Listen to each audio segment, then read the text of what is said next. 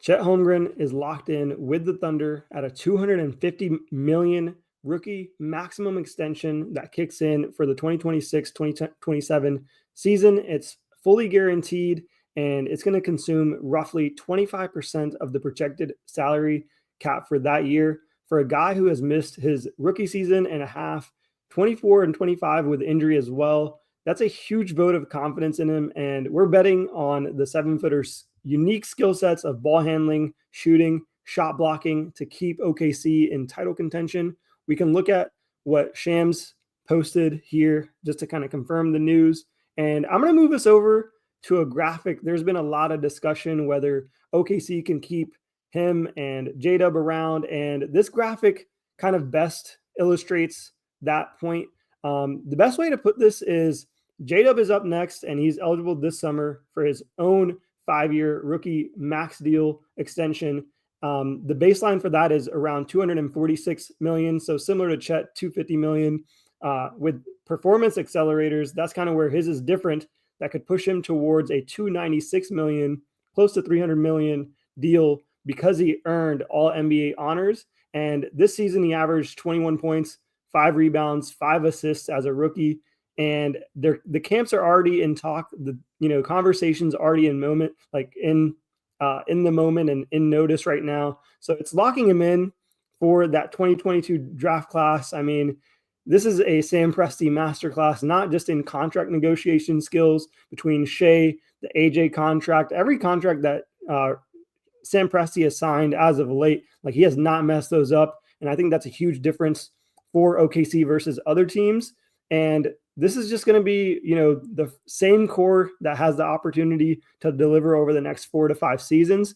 Looking at the graph a little bit more closely here, we can see Shai's at the bottom with the blue, and you can see how Chet's new contract is going to accelerate us getting closer to the floor of the luxury tax. And we can also see that we're close to the first apron. And obviously, with J-Dub entering in that 2026 season, we're going to be hitting that first apron, probably even close to the second apron. But the things that you can see on the graph is the kind of the shaded in portions are contracts that we're able to shed or renegotiate.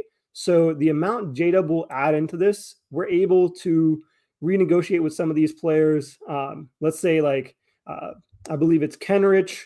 AJ is non-guaranteed. Kenrich is non-guaranteed as well. And then it's Hartenstein as well that we have a team option on. So between 4 players, we're able to shed a lot of the cap that J-Dub will probably add on to the already bolstered roster. But between, I think, these 3 players, we're going to be close to like 85 or 90% of the cap space that we have, depending on how negotiations go. So we'll be close to a first apron team, like kind of straddling between first apron and second apron.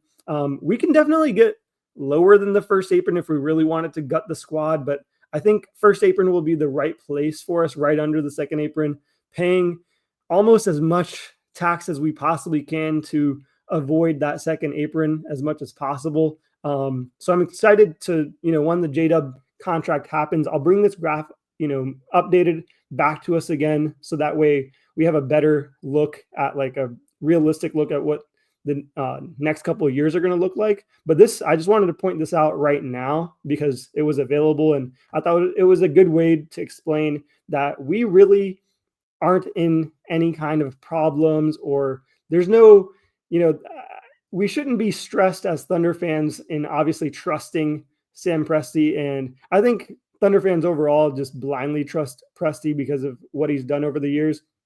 I feel like the media's kind of turned on Presti because we hadn't won a ring with several MVPs that went kind of elsewhere, and one in OKC, obviously. But now we have our second, star in-house and third MVP in the Thunder. So with Shai, and so I'm not worried at all. But I wanted to bring up some more exciting news for us. I'm not going to pull up the graphics for this, but Brandon Carlson signed a 2-way deal with us. He'll be splitting time with the OKC team and the G League squad for us.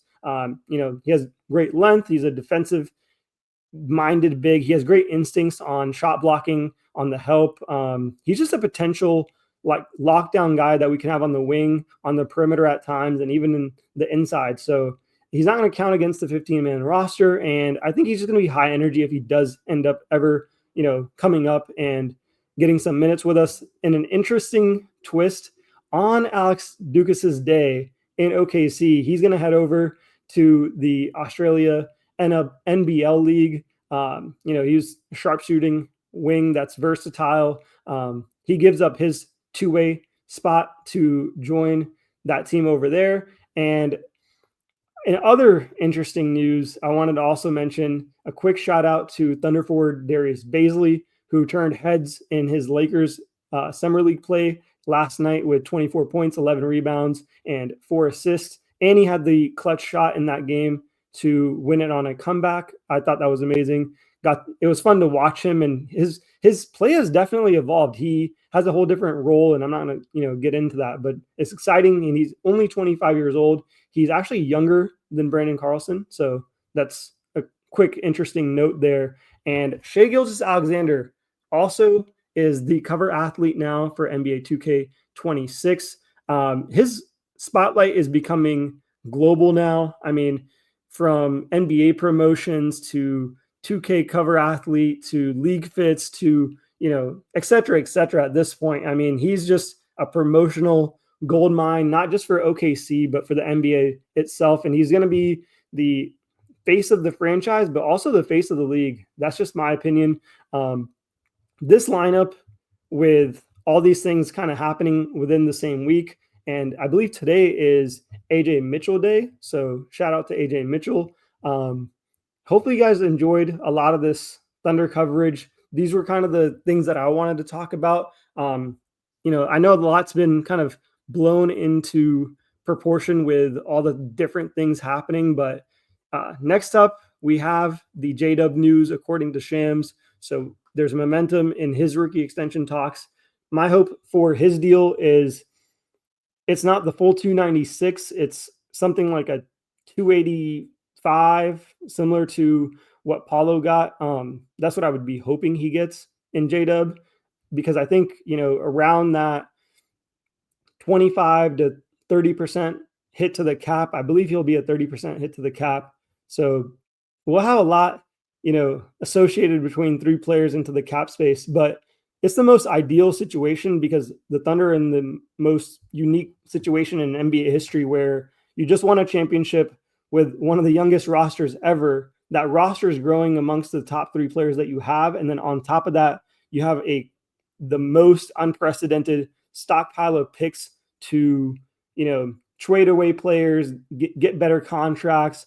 Like, people are not considering that part of it. I've heard a lot of conversation around like, oh, we're gonna have to build through the draft, which is amazingly true. Like, I love that, but we can easily flip a guy like Caruso, flip a guy like Dort for better pieces, in terms of contracts, not maybe players or fits or anything, but we have so much flexibility outside of just a singular type of move. And I know Presty's going to end up making all the right ones. So if you guys enjoyed, make sure you guys hit that subscribe, like this, and I have a bunch more content coming for you guys once that J-Dub extension comes out. I'll go a little bit more in depth on that chart, and peace out.